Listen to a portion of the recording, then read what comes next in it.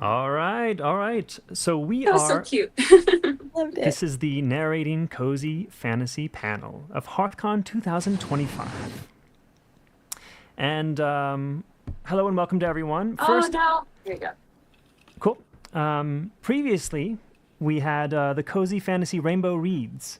Next will be couples writing cozy fantasy, or couples writing cozy. And before we begin, I want to shout out thanks to Space Roxy, Upper Pen Podcast, a podcast of Smut and Dragons, Autumn Harvey, Casey Blair, S. Usher Evans, Morgan Lockhart, Nathaniel Webb, Evelyn Davey, pardon any mispronunciations, Nat Connors, Herman Sturnagel, J.A. Collinen, Lynn Strong, and Jolly Jupiter, and Mystic Neptune. All right, so pardon me for cutting you off. I'm going to do a brief introduction of everyone here, and then I'd like you all to introduce yourselves. So I'm James Ghoul. We have Jess Moran, Moran. thank you. And we have Jessica Threet. If you'd like to introduce yourselves, we'll I don't know start what's off. happening. I can hear you, Jess, but I can't hear you, James. Oh, am I too quiet? Is he too quiet or you just can't hear anything? I can't hear anything, like at all. Oh, strange. I can hear him on this side. Let's see. I don't know what's going on. It hates me. It'll be all right. Don't worry. He had just asked us to introduce ourselves, so maybe while we do that, Okay. they can figure out the tech side. Yes. Yeah. I'm Jess. Hi. I'm in Virginia, where I pretty much grew up. I have an undergrad in theater and a master's in elementary education, of all things. And I lived in Northern Ireland for a few years. I still miss it. I dove into narrating after being a stay-at-home parent for probably about 5 years and have not looked back. I love every second. I've narrated for some wonderful folks who've probably all been sprinkled in here throughout the next couple of days. S. Usher Evans and Gabrielle Landy and J.M. Wallace and Pandora Pierce. I adore you all.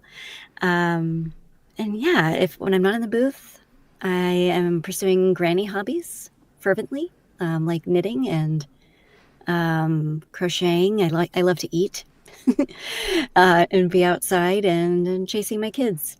Yeah. Awesome. And we'll have Jessica Threet, if you can hear me. I guess while we're in the middle of figuring out the tech things, saying that I might have muted, but I don't see any like muted thing on my end. But I'll introduce myself real quick and then we can keep going. Hi, I am Jessica Threet. I'm a narrator originally from Alabama, but I live in New York City, although right now I am currently in Osaka, Japan. I've been narrating for about 6 years now. I have over 500 titles to my name in various genres and stuff. But as far as cozy goes, I'm mostly well known for Rebecca Thorne's Tomes and Tea series, which starts with Can't Spell Treason Without Tea. I also on S.L. Rowland's The Halfling's Harvest and Sierra Bloom's the Mud Puddle Manual of Natural Magic series and Dark Lord of the Farmstead. And I love cozy. I think it's such a fun time. I also studied theater in college, love musical theater and singing and dancing and all that stuff. And yeah, I'm very excited to be here. Thank you guys for having me. Awesome. We're very happy to have you here. I'm James Ghoul, and I'm an Amazon best-selling author of Hawkins Magic Beers. I've been narrating since 2017. I've done the gamut of genres, and yeah, that's pretty much it. I'm currently in Colorado Springs, narrating on an SM. I'm switching microphones, but right now I'm on the SM7B. But also, Jess Moran, you normally narrate on the Audio Technica 2035? That's It's right. a beautiful mic. It was also used by Steve Brown of Def Leppard, Tori Kelly, and by Daniel Kessler of the band Interpol.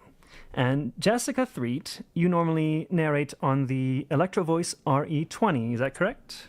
That's correct. Oh, can you hear me? I can hear you. I figured it out. Cool. All right, so the RE20, a fantastic microphone, been used by Stevie Wonder, Paul McCartney, and Kurt Cobain. That's awesome. Yes. So, and what is a narrator without a microphone, right? I'd like to, let's see, talk about audiobooks a little bit. I think the first audiobook was recorded in 1957 maybe. Very long time ago. But it really proliferated in the 80s. And I think I was a wee lad, to put some Irish in there, at the time. And I want to talk about audiobooks at the time. They were very library. You go to the library to get them. You didn't really go out and buy, certainly not digital audiobooks. And I remember VHS, I remember cassettes, audiobooks on cassettes. And I remember like they were in like Mother Goose. I don't know if you all remember that. Teddy Ruxpin, like these teddy bears where you put the cassette in, play, and then the stuffed animal reads the audiobook to you or plays the audiobook to you. Do you remember that? I don't know if I had one I of don't those. remember that per se, but I do remember cassette tape audiobooks. Oh yeah, I had tons of I remember those for sure. So we were definitely there before CD Walkman, CD players, right? We were in when there was just cassette Walkmans. Yeah, so I had a cassette Walkman. Yeah. Oh yeah, cool. And did you ever have the tape unspool? Oh, yeah. That was a nightmare. We couldn't just select chapter on the Audible app. We had to rewind, a lot of rewinding. And a lot of times it wasn't worth it to go back, so you just continued if you missed something. Yeah, just trying to put the pieces together. And so jumping to these more recent decades, audiobooks have certainly proliferated even more digitally, and I think Audible is really the main player in all that. And it's crazy that there's so many audiobooks, so many talented narrators, and it's a very big world. I don't know if y'all have grown up listening to specific voices. I'm sure everyone can remember Vincent Price. Yeah. Right? A lot of Stephen Fry was very prolific too during the time, I think. And I think we've all heard him narrate the Harry Potter books, for example. I adore Stephen Fry, but I love him on anything he does. So. I think he did the Sherlock Holmes series as well. So very like mystery, definitely in the cozy alley from Cozy's origins in mystery. I listen to Simon Vance quite a bit because I even listen to a lot of classics. Oh, cool. Simon Vance, okay. Yeah, I was a very cool kid, if you couldn't tell, because I listened to all those things. And I think you were a theater, right? You were in theater? Yeah, Jessica and I both were. Yeah, okay. So I think we were all part of the same crowd of cool kids. Yeah. And Jessica Threet, did you grow up listening to specific voices? I mean, really, it was like the Stephen Fry, Harry Potter books. Jim Dale also, I think, eventually took them over. Trying to think of specific voices that I listened to because, as a kid, I didn't really put those two and two together. I just would listen to books as I fell asleep at night and everything. My mom also would read to me every night. So one of the voices I listened to in my audiobooks was my mom reading to me to go to sleep. But those are the ones I probably specifically remember the name. But I definitely listened to audiobooks growing up. But I also read a lot of just paper books, the Bailey School Kid books, if anybody remembers those, were my favorite growing up. Yes, I do remember those. Yeah. I wasn't a big audiobook listener throughout middle school and high school, probably because they weren't as accessible like they are now. But my dad, when he was in the military, and he recorded a video VHS of him reading stories to us, so that made me smile. I Yeah, think that's something we can all really relate to, is having our elders, our parents, read to us. And I think that in itself is very cozy, and it's hard not to be influenced by that as a narrator. Yeah. There's a certain kind of oh, I'm getting some feedback. Okay. Some warm, cozy feelings to that. And it's so interesting that the job of a narrator is itself something cozy, right? We are reading a book. And what that comes with is often a quiet place, right? Maybe a beverage. Certainly to keep the voice from rasping out, right? So, what kind of beverages do you all bring in the booth with you? Oh, I always have tea, warm tea, and water, obviously. But there's just the warmth is just so much nicer on the throat when you've been narrating for particularly long stretches of time. And a little bit of honey, I'll put in it occasionally too. And if it's a long haul, I will pull in a cup of coffee as well. And Jessica, what about you? Oh no, we lost your voice. Maybe we can make up some tea with honey for you. We can hear you again. I think she's muted. Oh, she's coming back. Yeah. Oh, she might be frozen. She's I coming swear back. this thing hates me more than anything. I'm so sorry. Oh no, it's all It's right. the Wi-Fi here, I promise. We were talking about drinks in the booth. Sorry. Obviously tea. I usually always start off my morning with a cup of tea. I am basically like, what's her name in Scott Pilgrim, Ramona. And I have so many different kinds of teas in the world. And I a couple of my friends, when they travel, they know I love tea, so they actually will specifically, when they travel abroad, get me teas. While I'm here in Japan, I'm probably going to bring back some matcha and things like that.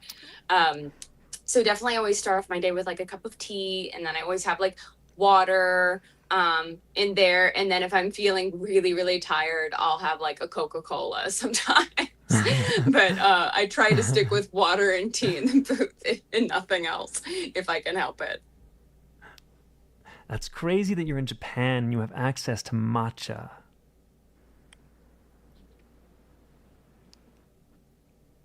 Such a giant exporter of green teas. Fun fact, I used to work at Tivana. Do y'all remember Tivana? Yeah, that's awesome. Yep. So I had so much tea, and I'm still drinking that tea to this day. So yeah, for me it's tea, mostly water, and very rarely a cup of coffee. Because sometimes we're narrating 8 hours a day. We're in the booth for a long time, and narrating is very it uses a lot of energy, right? It can be exhausting very quickly. Yeah. And there are some things that are not so cozy about narrating. There are some difficulties we all have to overcome. And for example, summer heat, right? Yes. Summer heat was so rough this past summer, particularly. And also in the winter, it can be brutally cold. I used to narrate in a studio up in an attic, and the insulation was terrible, and it was freezing. Yeah. But speaking of time of year, we'll start with Jessica this time. What's your favorite time of year to read, to narrate? Oh, do you mean the setting, or do you mean actually sitting in my booth and doing the audiobook work? The audiobook work and the Okay, singing, okay. everything. Gosh, I mean, I guess because of the temperature fluctuations, probably fall into winter actually is probably the best time. Or, and even because I live in New York, so it actually, once it gets cold, stays cold for a very long time. So once it gets cooler, my booth stays cooler because we don't have central AC in the apartment that I'm in. So it's like I'm at the whims of the radiator or the window units. So late fall into spring is usually the time where it's like the most comfortable to sit for long periods of time and record in my booth. But then to narrate, I also still think I love like the fall, like spooky, cozy, witchy vibes.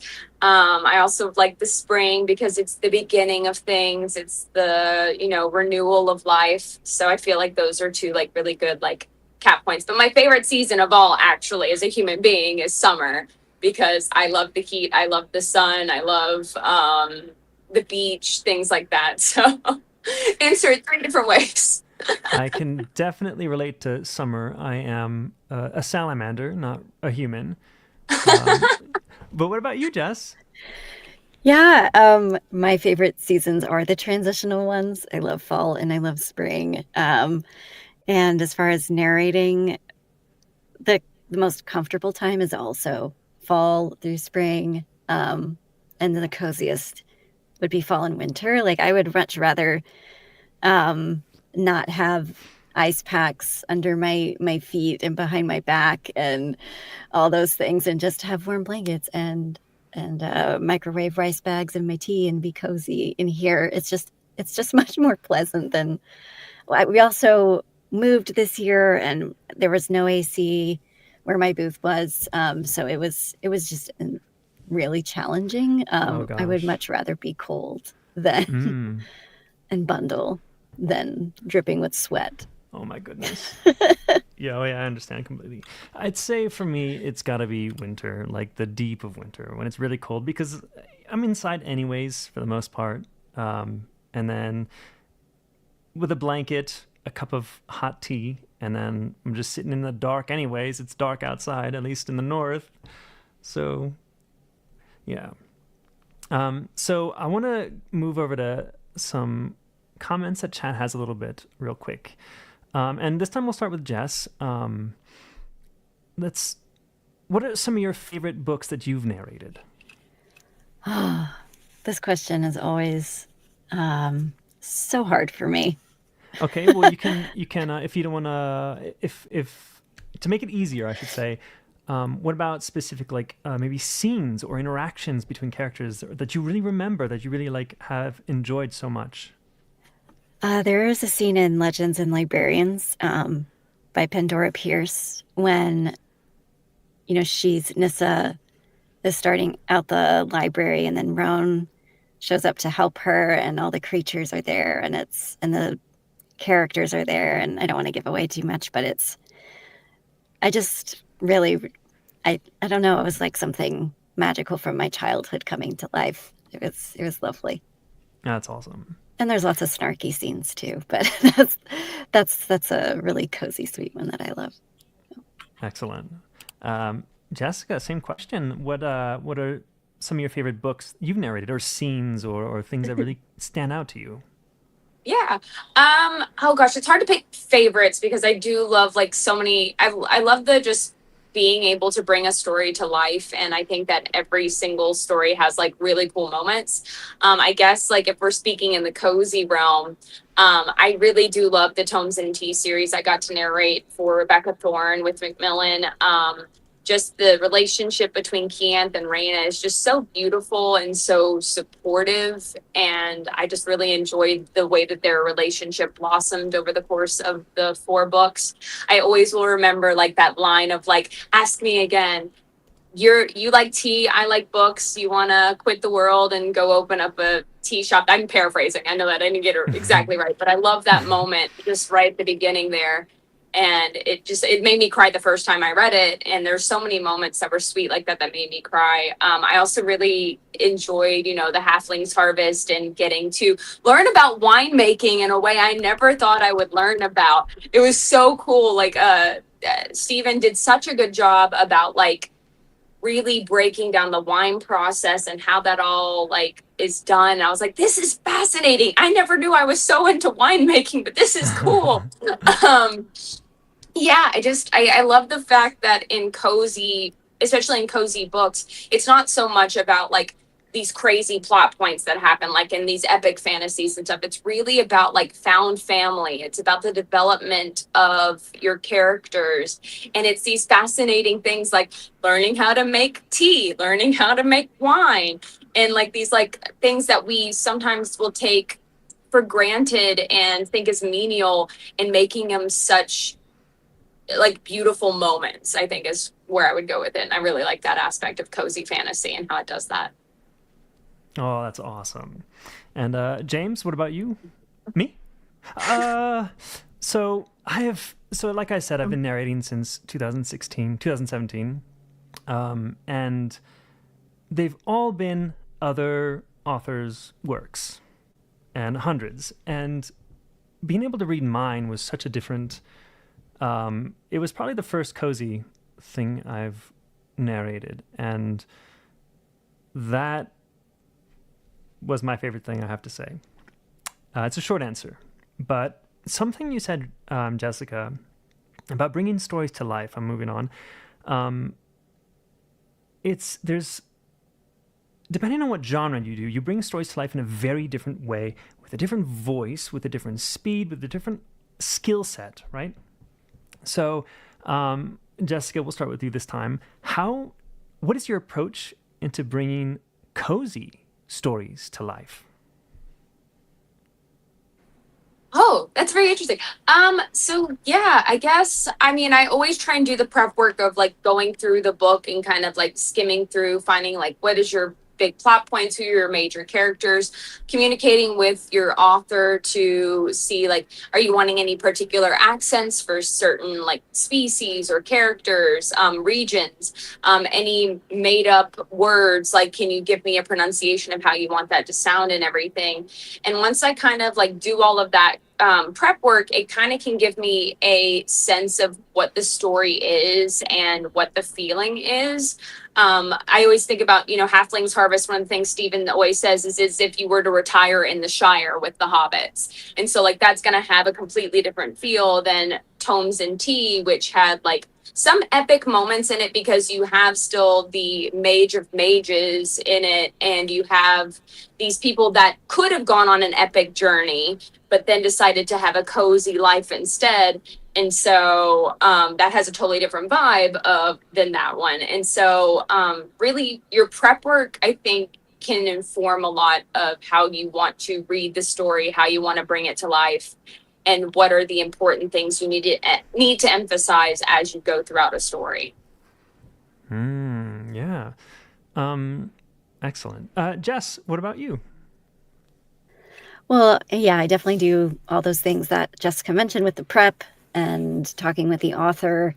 I think that there's a different energy with cozy compared to maybe some other genres, and it also depends on the style of cozy. I think there are subgenres of cozy as well emerging, and I think that the author's intention is what I always try to surmise first and foremost. Like she was saying with the Shire, is that the vibe the author is going for? Do they want them to experience, a bit of angst and grief, but also the process of emerging on the other side of that and what that can feel like coming out into the light? I think that can certainly be an element. And I think sort of holding that treasure that the author has given you in mind throughout the process kind of keeps me in that somewhat elevated place. I mean, when I see a cozy on my schedule coming up, I almost feel that lightness in my body. And I narrate across genres as well. And so especially after some heavier projects, it's just kind of like, oh, okay, I'm coming home here, and it's wonderful. So I try to keep that feeling with me as I prepare and as I narrate, and hope that it translates. And it certainly does. That's so interesting. You've touched on some really awesome things there. Cozy has a lot of gentler themes to it. You do handle those much differently than you do action fantasy or even romance, even straight up romance. One of the things I do is I do a little bit of research in style, narrating style. So in preparing for Hawkins Magic Beers, for example, I listened to Andy Serkis a little bit, and I sat there and repeated the first 5 minutes maybe 80 times to really like hone in on some of the very few places where I could get like some cozy texture, some cozy, like in a hole in the ground there lived a hobbit, right? So there's a different emphasis on different things, and because cozy can kind of be more gentler in theme, not as like end of the world action packed, you really have to emphasize some of the smaller things. We really have to bring these things to life, and prep work, like both of you have mentioned, is really important. And on that note, let's bring over a comment from Chickadee Lane Press, who asks, is there anything authors can do to make your job easier? And Jess, you had mentioned when you look ahead at cozies coming up on your schedule. So let's start with you. What can an author do to make your job easier? Well, hi, Gabrielle. I actually work with the lovely Gabrielle of Chickadee Lane Press. Hello.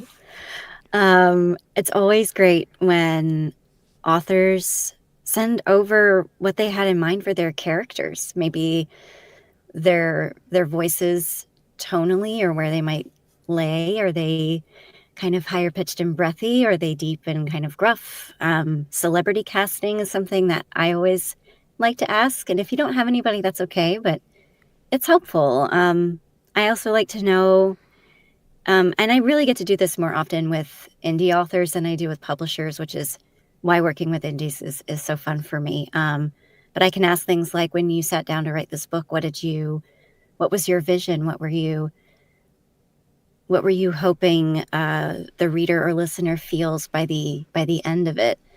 Also, pronunciations are so helpful, especially within fantasy.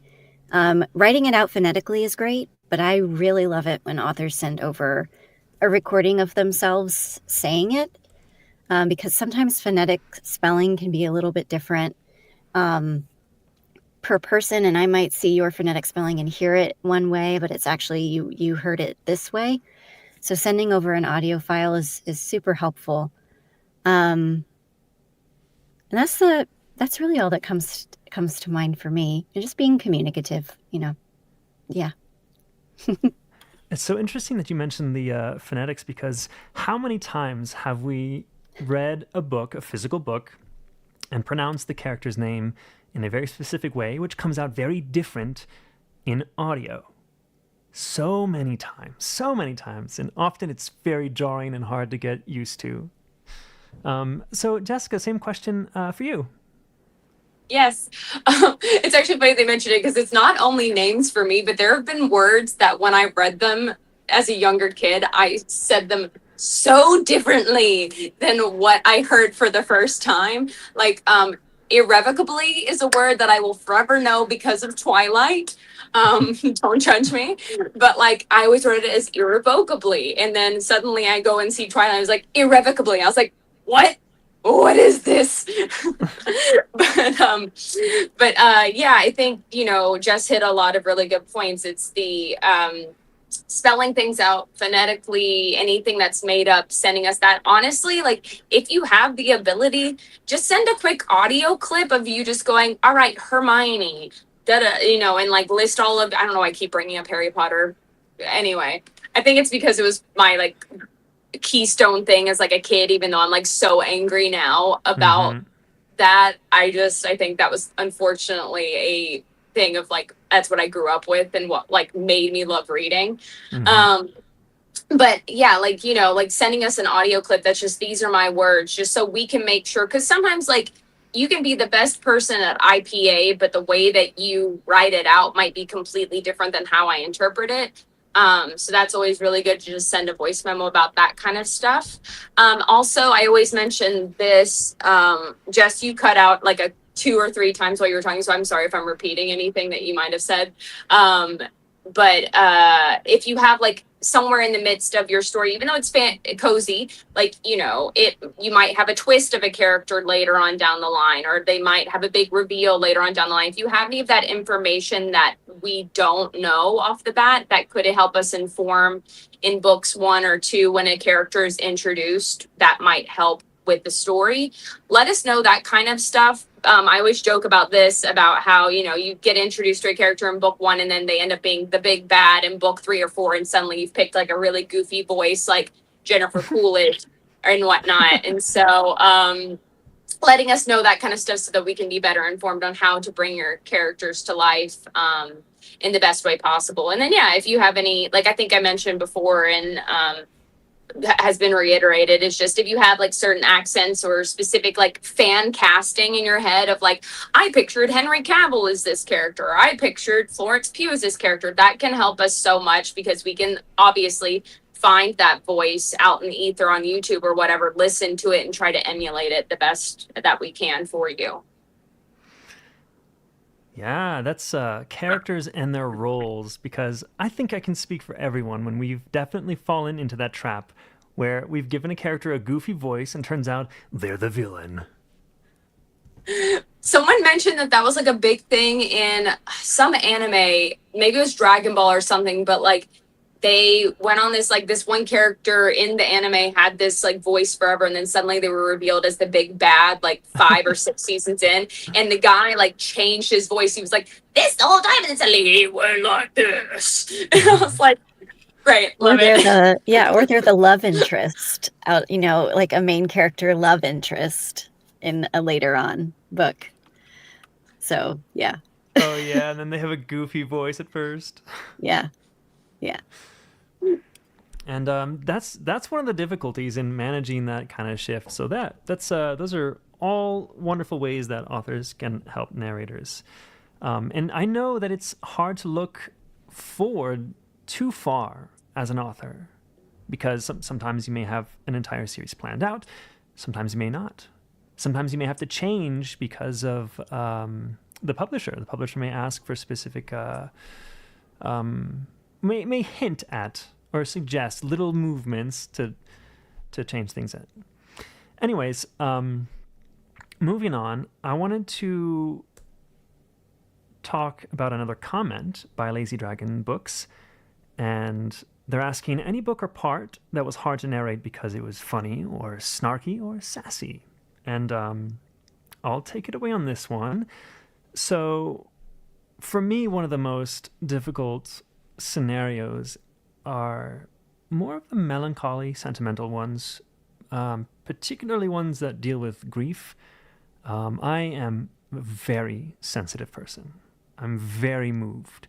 My go-to genre is K-drama. That should clear things up on my how sensitive I am. And so things like that, I will bawl. I will have to like, I will not be able to continue narrating. I have to stop for 15 minutes, like dry my eyes and muster the strength to go on. So the grief parts are very hard for me. Very joyous moments are very hard for me too, because I'll get very excited for the characters when things come together very happily, and so my voice will rise and I'll get very excited and I have to reset. So those are things that can kind of be hard for me to narrate, but most particularly the grief. So let's ask the same question for Jess this time. Yeah, I will crack up during funny and snarky scenes for sure.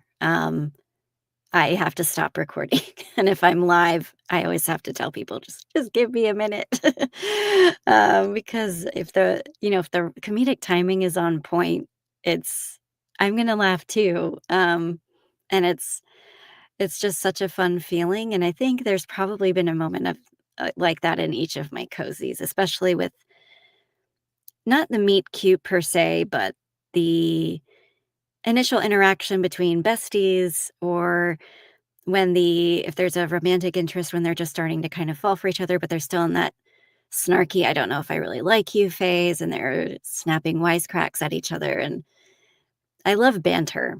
So anytime there's banter, it is hard for me to keep going because I just have to laugh. And then if I get the giggles, it's worse because I can't stop for a few minutes. But yeah, that's it for me. All right, Jessica, same question.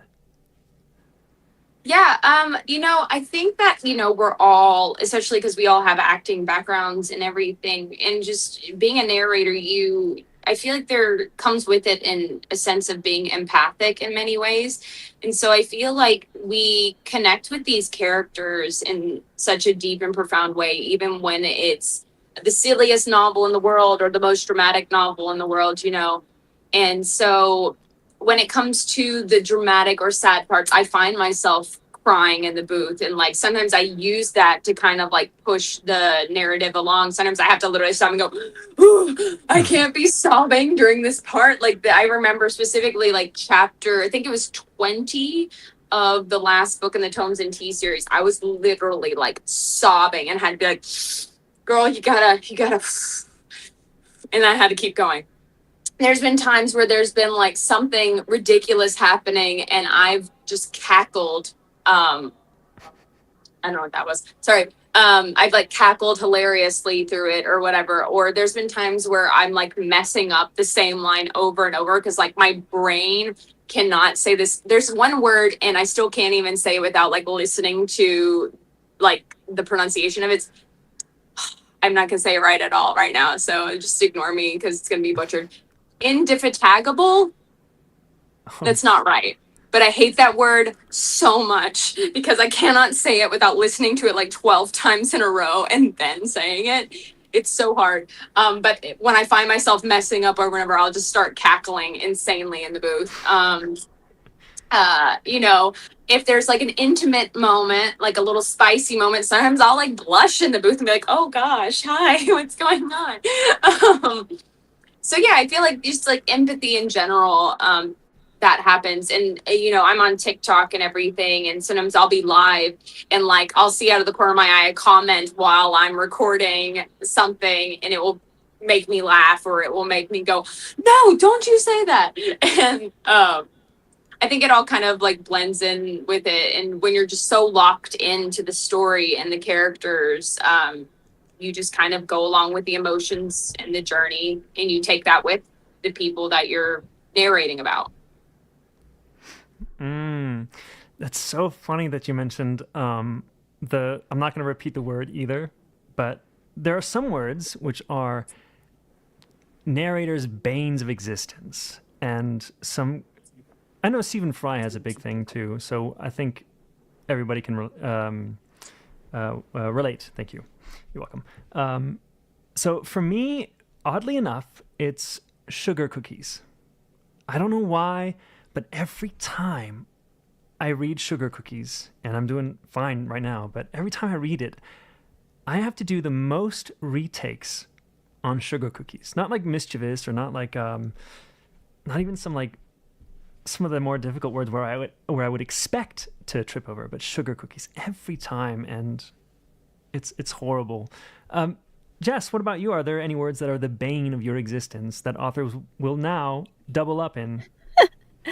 Honestly, when Jessica said that one, I was like, yes, because I know in my soul I've had that word and similarly had to do several takes of it. For me, it's more of like there's a lot of S's in a row. I go Sean Connery, and I think one time instead of the words were swords sheathed, like back to back, and I got a pickup, which is a correction, where I actually said swords sheathed, and I didn't even notice in the moment. So I think those things trip me up all the time. Oh gosh, some of the times the back-to-back words with with the same consonants or vowels are very difficult to dictate, I guess. Let's move on to a very practical comment from Elaine Griffith. And the comment is, what do you do if you come across typos in the manuscript? Do you just fix it within the narration, or what do you do? Let's have Jessica. Yeah, so for the most part, I usually will try and fix the typo. If I'm working with like a publishing house like Athon or Podium or things like that, mostly by that point, no matter who, okay, sorry, let me rewind. Use that cassette. But I always talk to the author or the publishing house, depending on who I have the contact with. Whenever I come across a typo, I usually will say, hey, I came across this. There was a typo, there's a spelling error. I think they meant this word because grammatically it didn't mean it would mess up the flow of the sentence. This is what I did. If you would like me to go back and re-record the sentence as it was written, happy to do that. But I always try to help out the author and the publishing house as much as I possibly can throughout the process. Because if I don't record that and then they're listening to it and they go, hey, that was wrong, then that's, a pickup that I wouldn't have had to do otherwise, I guess. Yeah, I'm always just trying to help make the best product possible for my author and the publishing house that I'm working with, so that everyone is happy and it sounds the best that it can possibly be. Awesome. Jess, what about you? What's your approach? Yeah, same. I tend to fix them as I go, but I also communicate that to either the publisher or to the author. Sometimes when I'm live, the author might be there. So I can ask, but I also know that might be a little sensitive, and I don't want to embarrass them. And it's really not a big deal, by the way. It happens across the board. Almost in every book, we come across those little errors all the time. So I'll send my list with page numbers to the author. I'll send it in when I send in my files to the publisher, just saying, hey, I came across this, just like Jessica was saying. Because I also, if I can avoid those extra pickups, that's helpful too. So, yeah. I think it can be very intuitive on how to approach a correction, because sometimes there can be obvious mistakes, sometimes not so obvious, and it really isn't too big of a deal to just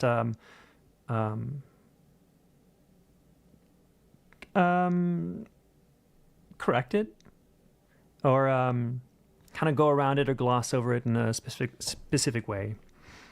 But I think communication is key, and I feel so lucky when I'm working with an author that is communicative, not too much, but just enough.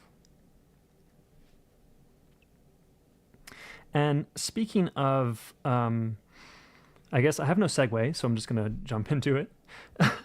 A lot of people want to narrate audiobooks. There are a lot of groups. There's some big ones, the Facebook ACX page, I believe, run by Jeffrey Kafer. Pardon my mispronunciation if I've pronunciated your name. There we go. And I think Reddit has a few groups too, but I think the biggest one is the Facebook group. But what would be your advice for people of all ages, young people and people of all ages who want to get into narrating audiobooks? It's very daunting. And I think there's a common misconception that you can just pick up a microphone and go, but in fact it involves a tremendous amount of skill, a tremendous amount of labor, and a tremendous amount of patience. So Jessica, how about you? What would your advice be for anyone who wants to start narrating audiobooks, and maybe particularly cozy fantasy as well, or cozy? So I definitely say that the biggest key thing with audiobooks is it is such a different medium of art than anything else. It is definitely a marathon, not a sprint. And it is a marathon that keeps going. The more that like you narrate, the more books you do. More constant you start working. It's just you're doing marathon after marathon after marathon. It is um, physically and vocally and sometimes even mentally and emotionally exhausting at times, depending on the source material you're reading with. Like, as much as, the Hunger Games is a beautiful series, it is very dark. It talks about a lot of really hard themes. And so, as a narrator, especially like if you have a lot of empathy and stuff, it can be, mentally like challenging at times. I would say, like, honestly, the first thing to do, and I know this is silly, like, because, people can tell you all the time, like your friends, your family and stuff, oh my gosh, you have so many cute, fun voices and stuff. Like, you should look at doing audiobooks, or you should look at doing cartoons or whatever. Pick a book that's not the worst thing you've ever read, but not one of your favorites. Go into a closet and just sit and read in a closet for like an hour or two. If you can handle that, and read out loud is what I mean, like read out loud in a closet for like an hour or two. And if you enjoy doing that, if you think that you have the stamina, you like are happy doing that, if you're okay with sweating while you're in there, then you probably can do this. I know that's like a silly approach, but honestly, do consider like doing something like that just from the get-go, just so you know that I can handle sitting in a small enclosed space for a long period of time without freaking myself out and getting claustrophobic or getting bored out of my mind. There are a lot of really beautiful and great classes out there as well that can help you with like mic technique, that can help you with recording softwares and how to edit your stuff that you can find. Actors Connection is a really great one that offers a lot of online sort of classes. I'm forgetting one off the top of my head. I know that like ACX does like some courses, which is a website that's like a subsidiary of Audible, that actually you can use as a way to kind of get started. I don't know how well it's been recently because I haven't been utilizing it as much, but ACX was like a thing for a very, very long time where like a lot of independent authors put their work up there, and you could like literally have samples of your work. You could audition for independent authors and things like that. I think that it still is used. I just don't know how frequently it's used as much nowadays because I don't use it as much, but that's how I got started, was a lot of ACX projects. And wow, I think that's about like the advice. And like, it's a fun job. It's really rewarding in many, many ways, but it is also very hard, and just know that going forward. Sorry, I rambled. That's exactly what we're here for. So thank you for rambling. And it wasn't rambling, by the way. It was excellent, perfect. Took the words right out of my mouth, actually. So Jess, what about you? What's your advice for folk who want to get into narrating audiobooks, and particularly cozy? For audiobooks in general, similar to Jessica, I mentioned the get in a closet and read suggestion. That's always the first one. From there, I do recommend there are great coaches and mentors out there who can help with the acting component. You don't need an acting degree to get into audiobooks, just so I'm clear on that. But having some training in it is helpful. I think it can really benefit you. So there's some great coaches out there, which I'm happy to talk about that anytime somebody wanted to send me a message or email. The tech part is important. I would also say on that side, don't feel like you have to go buy the most expensive thing of everything. I started off in a closet and had most of my equipment was secondhand because my husband was in the band scene for a long time. So he had a lot of it just there. And I've upgraded it over time, but it was there, and that's what I used. As far as cozy, Specifically, I would start following the authors you like to read on social media, because then you're going to kind of trick your algorithm into kind of suggesting other authors and books that you might not have heard of. And there's events like this that will connect you with authors. I think it really comes down to that for me always, is making genuine connections with the authors that are in this sphere. So Jess and Jessica had wonderful things to say, so I hope everyone was paying attention, because that's the crux of it all. The only thing I can supplement is listen. Listen to audiobooks. Listen to a wide variety of narrators. Do a lot of listening. Put your headphones on. Really mimic them. Mimic. Even mock. If that can get you into like doing a voice. I think voice actors do that a lot. They mock voices to kind of get into it. Other than that, you all covered everything very well. And we have a little less than 5 minutes. So I want to ask y'all what your favorite voice to perform is. And you don't have to perform it right now. You can talk about it. But one of my favorites is, I want to say deep, like monstrous ones, but I have to say goblins because I just love goblins. So a little goblin will be, can I get an onion, please? I really love onions, and my stomach hurts. I ate too many. So goblins are one of my favorite characters to narrate. So let's go back around. Jess, what's one of your favorite voices to perform? This is also a hard question because there are so many that stand out for me. But Ray and the Poped Perfections Bakery series by S. Usher Evans, who I just know as, I call her Sush. So I just, but he's hilarious. He is the most diva little mouse, and I have a little bit of a physical posture I do when I narrate him, and I just adore him 100%. And then there's a BFF in another series with Gabrielle Landy Dietrich, who also cracks me up. I guess I have a bit of a trend here. But then there's a tree golem in Legends and Librarians who I have a huge soft spot for, because I am the person who will actually hug a tree. So I love his character. Awesome. And Jessica, what about you? Yeah, I mean, I guess if we're going, well, first off, I got to do for the Mud Puddle Manual of Natural Magic. The author specifically wanted Jennifer Coolidge for a character, and so like the fact that I got to do Jennifer Coolidge was awesome. So she talked like this the entire time, and I just loved doing this voice. It was so much fun.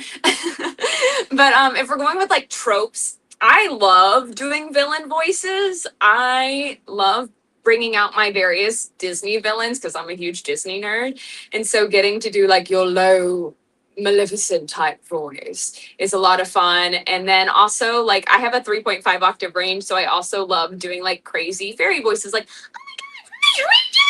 and so just like the extremes and the insanity, because you know a lot of like your main characters have like your kind of middling, like maybe you change an accent here or there, but it's all the fun side characters that you get to play, where you get to bring in all of your insane voices that are your good impressions of people and characters and your bad impressions of people and characters. Like I have a character, I cannot do Christopher Walken to save my life, but I have utilized my terrible impression of Christopher Walken for a character or two, because I was like, well, this is a character because I can't do Christopher Walken anyway, so this is going to be my version of that.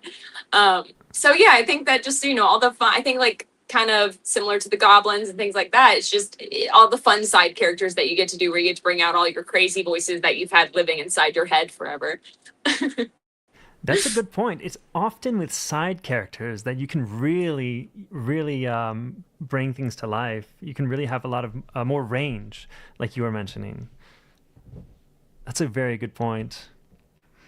I think we're at the end, so I'm going to close things with a big thank you to Jolly Jupiter and Mystic Neptune and all the volunteers who worked tirelessly for quite a long time on putting Hearthcon 2025 together. Thanks to Space Roxy, Upper Pen Podcast, a podcast of Smut and Dragons, Autumn Harvey, Casey Blairs, Usher Evans, Morgan Lockhart, Nathaniel Webb, Evelyn Davey, Nat Connors, Herman Sturnagel, J.A. Collinen, Lynn Strong, and again, Jolly Jupiter and Mystic Neptune. Special thanks to Jess Moran. Okay, thank you. And Jessica Threet. Thank you so much. And up next, stay tuned for Couples Writing Cozy Fantasy. Couples Writing Cozy.